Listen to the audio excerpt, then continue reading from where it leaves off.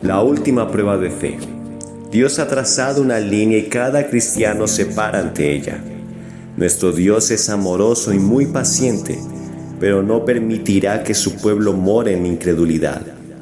En cambio, los hijos de Israel fueron por en medio del mar en seco, y las aguas eran como muro y antemuro a su derecha y a su izquierda.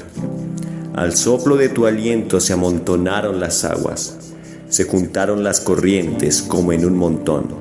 Los abismos se cuajaron en medio del mar. Éxodo 14:29. Qué terrible testimonio tuvo Israel. Dios libertó a su pueblo escogido al levantar como muro las aguas del Mar Rojo por ambos lados.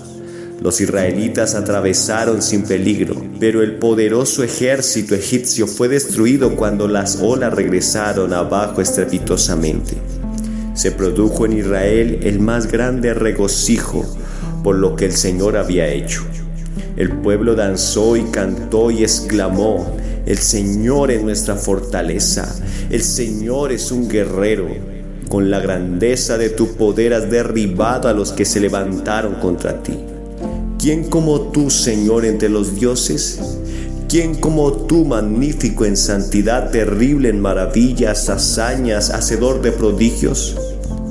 Tú los introducirás y los plantarás en el monte de tu heredad. El Señor reinará eternamente y para siempre. Éxodo 15.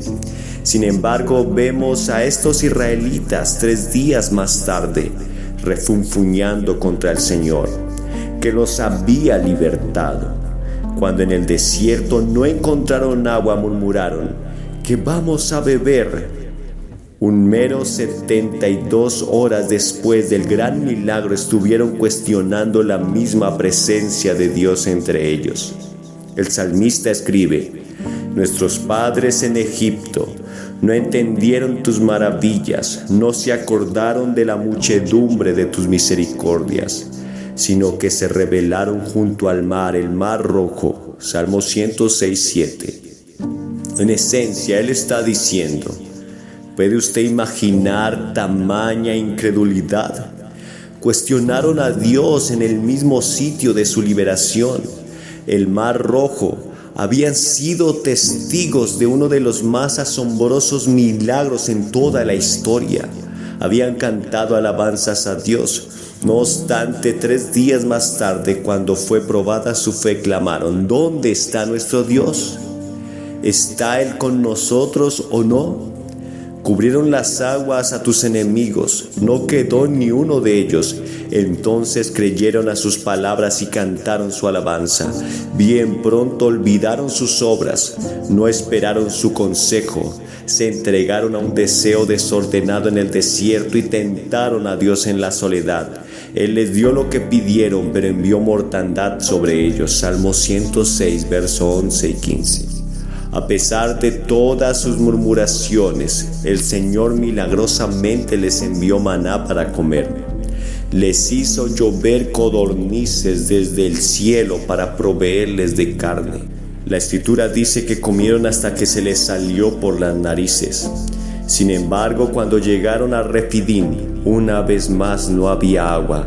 Otra vez fueron a demandarle a Moisés: danos agua.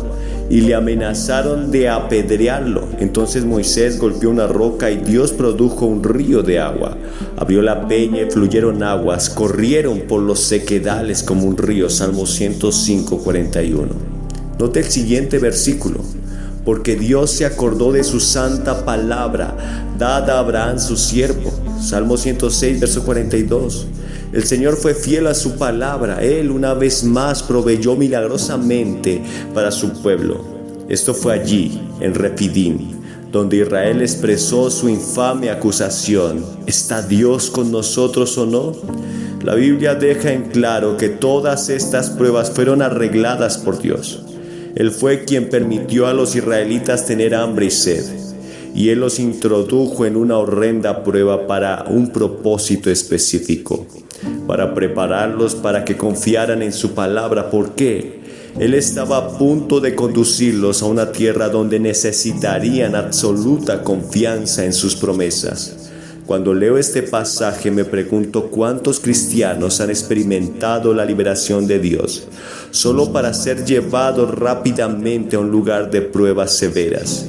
El hecho es que toda fe verdadera es nacida en la aflicción. De ninguna otra manera surgirá de nosotros.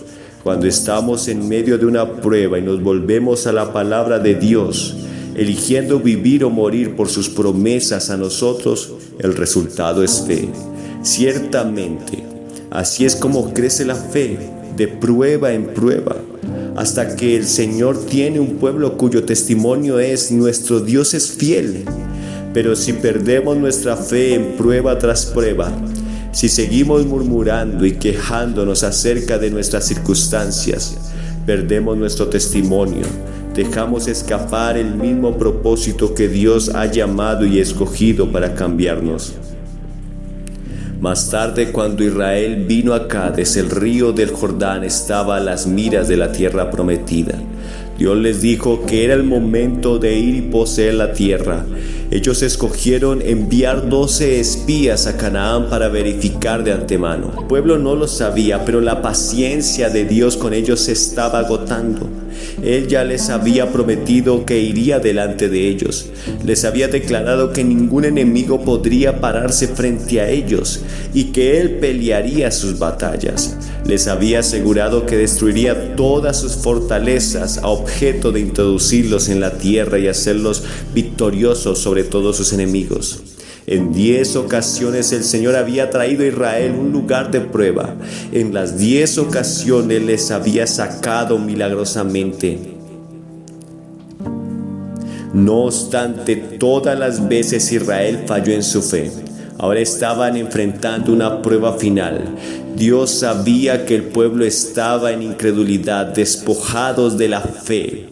10 de los 12 espías regresaron con un mensaje descorazonador que infectó a toda la congregación. Esos hombres informaron: sí, Canaán es maravillosa, es un lugar maravilloso, es todo lo que Dios dijo que era, pero la tierra está llena de gigantes capaces de destruirnos. Parecíamos langostas ante sus ojos, y las ciudades son impenetrables. Como fortalezas sus murallas alcanzan el cielo. No somos suficientemente fuertes para enfrentar a estos enemigos, simplemente no podemos entrar. Números 13.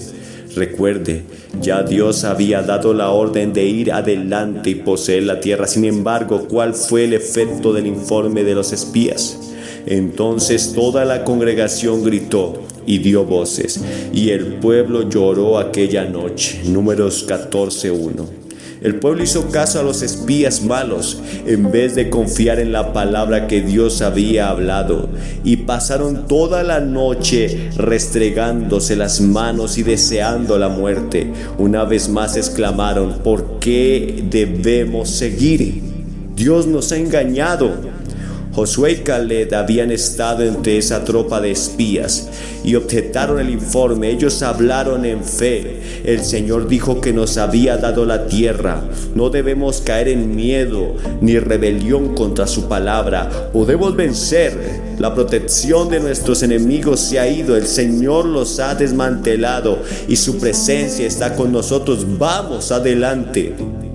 ¿Cuál fue la reacción del pueblo? Vamos a apedrearlos. A este límite Dios había tenido suficiente. El Señor dijo a Moisés: ¿hasta cuándo me ha de irritar este pueblo? ¿Hasta cuándo no me creerán? Con todas las señales que he hecho en medio de ellos. Números 14:11. Dios estaba preguntando: ¿cuántos milagros más deberán efectuarse ante ellos para que crean en mí? ¿Qué tomará para que ellos acepten mi palabra? Trágicamente, la misma cosa es verdad hoy de mucho del pueblo de Dios.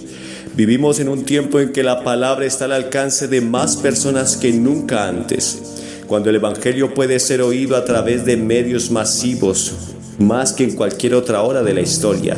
Sin embargo, cuánta memoria de los cristianos queda en blanco respecto de la palabra de Dios cuando están en medio de una crisis, cuando a menudo se vuelven a las armas de la carne, buscando libertarse a sí mismos de una crisis que Dios mismo les ha conducido.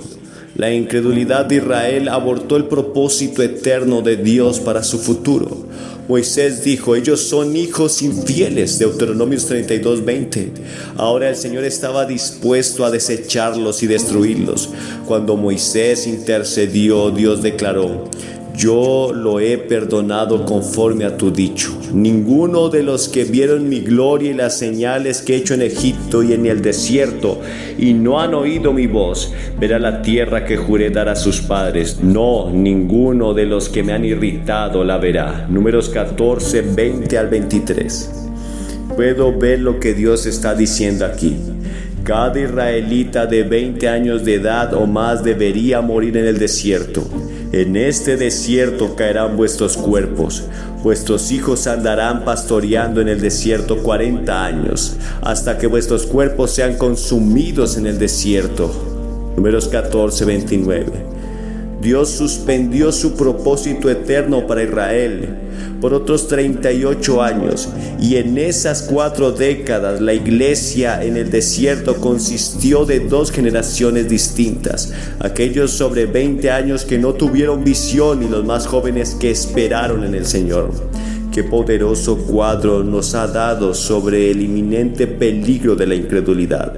Piensa en el terrible espanto y finalidad de esas palabras de Dios para esa generación incrédula. En efecto, Él está diciendo: no entrarán, no puedo usarlos más. Los he probado una y otra vez y se han mostrado totalmente infieles en cada situación. Podría probarlos otras 100 veces y aún así, en cada oportunidad todavía no creerían en mí. Me han traído al término de mi trato con ustedes. Son perdonados, pero ya no tienen futuro en mi obra y propósitos. Ahora vivirán solamente para morir. Todos los años que les quedan se consumirán. Personalmente he sido testigo de esta clase de decaimiento en las vidas de creyentes que una vez fueron fieles.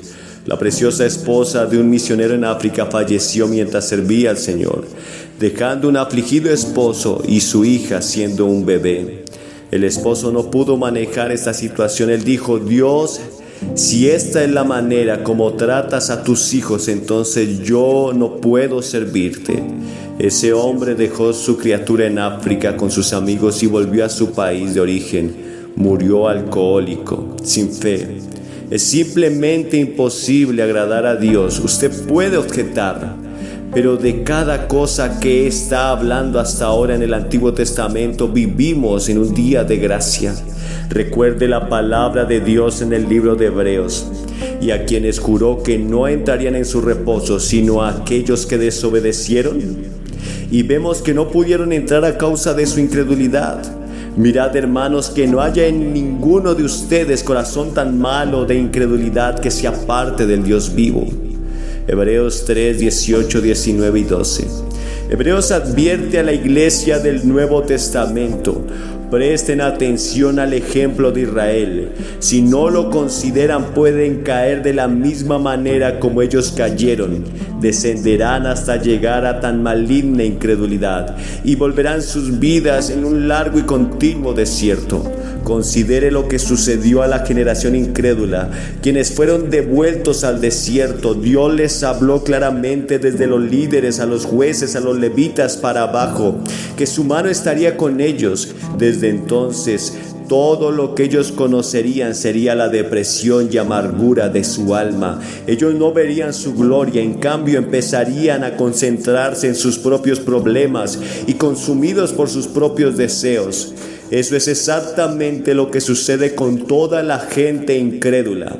Terminan consumidos con su propio bienestar. No tienen visión ni sentido de la presencia de Dios ni vida de oración. Ya no les importa sus vecinos o su mundo perdido, incluso aún eventualmente sus amigos. En cambio, el centro total de sus vidas está en sus problemas, sus situaciones, sus enfermedades. Van de crisis en crisis, encerrados en sus propios dolores y sufrimientos, y sus días están llenos de confusión, contienda, rivalidad y división. Por 38 años Moisés observó cómo uno por uno de esta generación incrédula israelita moría. Mientras él miraba atrás sobre aquellas vidas que decayeron en el desierto, observó que cada cosa que Dios advirtió sucedió.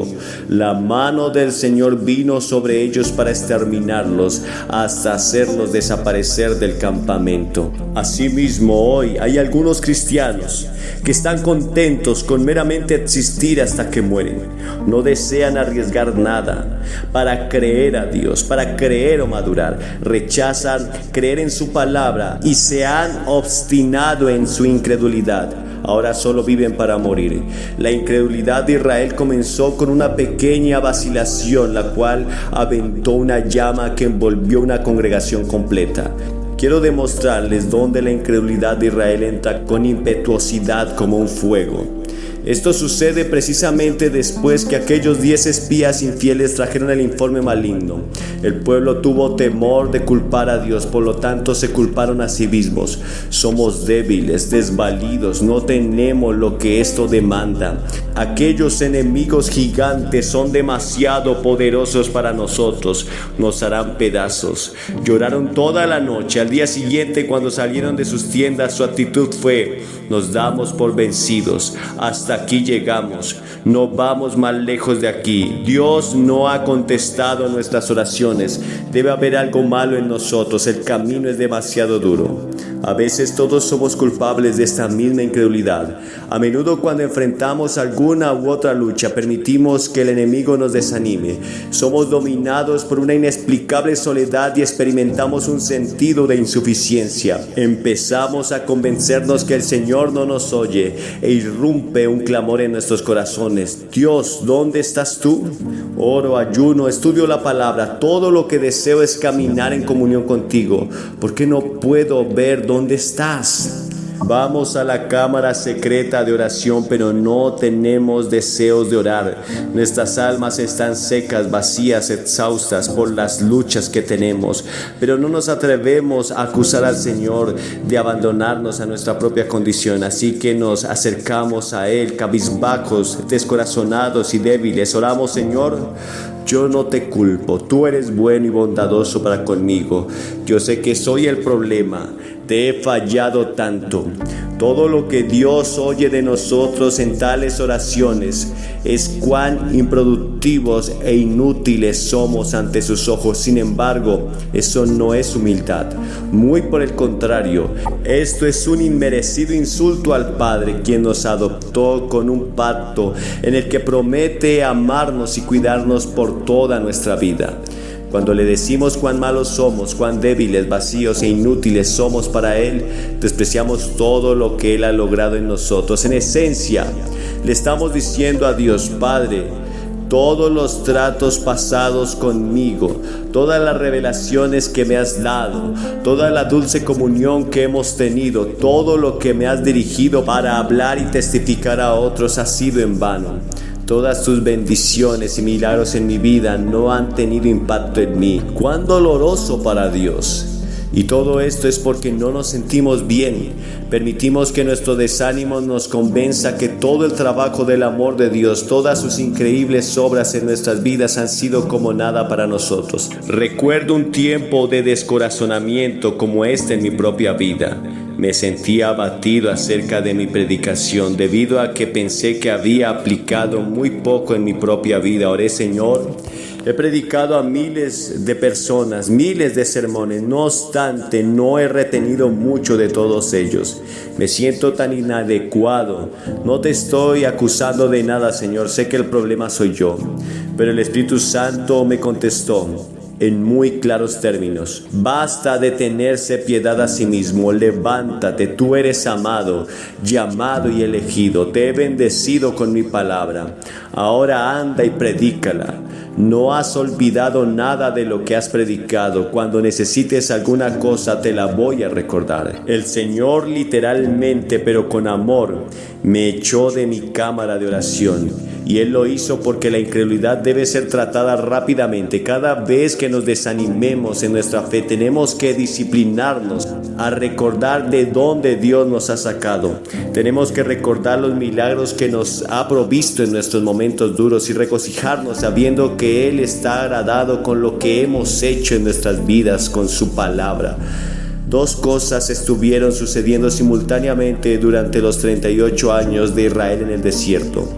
Mientras una generación de israelitas estaba muriendo día en día, sin gozo y miserable, Dios estaba levantando una nueva generación de fe.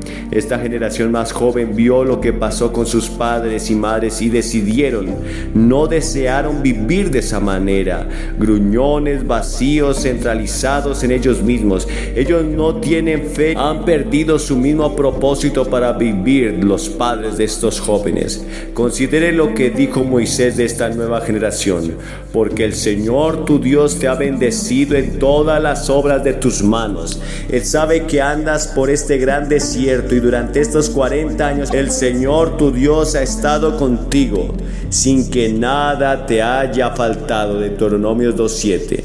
Hay una razón por la cual he dado a conocer todo este trasfondo. Es para traerle al corazón de mi mensaje. Esto es, creo que hoy la iglesia de Jesucristo está enfrentando su propio Jordán. De hecho, las aguas están desbordando las riberas aún con más intensidad. Verá usted, viene un tiempo en que cada creyente, como también en la iglesia, cuando Dios nos pone en la última prueba de fe, es la misma prueba que Israel enfrentó en el lado del Jordán hacia el desierto. ¿Cuál es esta prueba? Esta es fijar nuestra atención en todos los peligros al frente, los asuntos gigantes que nos enfrentan, los altos muros de aflicción, los principados y potestades que buscan destruirnos y lanzarnos totalmente sobre las promesas de Dios. La prueba es comprometernos a una vida de confianza en su palabra. Es un compromiso a creer que Dios es más grande que todos nuestros problemas y enemigos. Nuestro Padre Celestial no está buscando una fe que trate con un problema a la vez. Él está buscando una vida de fe, un compromiso de toda la vida para creer en Él por lo imposible. Esta clase de fe trae calma y descanso a nuestras almas, cualquiera que sea nuestra situación. Y tenemos esta calma debido a que hemos establecido una vez por todas: mi Dios es más grande, Él es capaz de sacarme de cualquiera de todas estas aflicciones. Dios ha trazado una línea a cada cristiano para que se pare ante ella. Nuestro Dios es amoroso y muy paciente, pero no permitirá que su pueblo more en incredulidad. Él no se quedará mirando cómo su iglesia pierde su testimonio, retorciéndose las manos y clamando: ¿está Dios con nosotros o no? ¿Por qué no nos liberta de esta prueba? Usted puede haber sido probado una y otra vez. Ahora ha llegado el tiempo para que haga una decisión. Dios quiere fe que resista la última prueba. Cuando el tiempo de Moisés con Israel terminó, llegamos al libro de Josué. Ahora toda la generación vieja e incrédula se ha ido. La nueva generación de fe está parada en el mismo lugar de decisión en que estuvieron sus padres en el Jordán. ¿Qué sucedió? El río se abrió ante ellos, de la misma manera como había ocurrido con el Mar Rojo, y ellos caminaron a través del río hasta el otro lado. Aún así, inmediatamente que llegaron, esta nueva generación enfrentó un poderoso enemigo. Se encontraron contemplando una poderosa Jericó, una ciudad con muros macizos e impenetrables. Usted sabe el resto de la historia. Esos muros se desplomaron por la fe. ¿Qué es fe realmente? Hay tanta teología alrededor de este tópico de la fe. Simplemente sabemos que no podemos invocarla. No podemos crear fe repitiendo: yo creo, yo realmente creo. No. Fe es un compromiso que hacemos para obedecer a Dios. La obediencia refleja fe. Como Israel enfrentó a Jericó, el pueblo fue advertido a no decir una palabra, sino simplemente marchar. Estos fieles creyentes no no murmuraron ni susurraron: Señor, ayúdame a creer, yo deseo creer. No, ellos se concentraron en la única cosa que Dios les pidió: obedecer su palabra e ir adelante. Así que la fe es por oír y el oír por la palabra de Dios. Oír la palabra implica hacerla, obedecerla. Les fue dicho que marcharan en cierto orden y hacer sonar sus instrumentos un cierto número de veces. ¿Qué nos dice todo esto a nosotros? Ante los ojos de Dios, fe era simplemente un asunto de obedecer su palabra. Piénselo. Cuando se le dijo a Josué: no has pasado para este lugar antes, Dios le estaba diciendo: este es un tiempo para que te comprometas a una confianza total. Hasta este punto has vivido de pan solamente. Ahora va a tomar fe.